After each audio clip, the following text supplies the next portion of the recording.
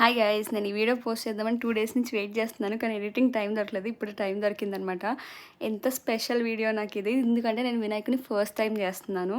నాకు ఇక్కడ మట్టి దొరకలేదు. సో ఖచ్చితంగా నేను ఏదో పిండి యూజ్ చేసి చేయాలి. సో చాలా వీడియోస్లో గోధుమ పిండి రికమెండ్ చేశారు. నేను ఇది వినాయక చవితి ముందు రోజు చేశాను. నైట్ 10 o'clock ఏమో స్టార్ట్ చేశాను. ఇది మొత్తం అయ్యేసరికి నాకు 2 o'clock అయింది. బికాస్ నాకు పిండితో అంత కన్సిస్టెన్సీ బాగా రాలేదనమాట. సో కొంచెం కష్టపడాల్సి వచ్చింది మొత్తం రౌండ్స్ చేయడానికి. యాక్చువల్లీ గోధుమ పిండే కదా, బ్రేక్ అవుతా ఉండింది. నేను పసుపు కుంకుమ యూజ్ చేసి వినాయకుడు చేద్దాం అనుకున్నాను. అందుకే ఒక డో ఏమో పసుపు కలిపేసి పెట్టేశాను, ఇంకోటేమో కుంకుమతో చేశాను. కళ్ళకేమో మిరియాలు యూజ్ చేశాను, ఎలుకకేమో కళ్ళకి మస్టర్డ్ సీడ్స్ ఉంటాయి కదా, అవి యూజ్ చేశాను.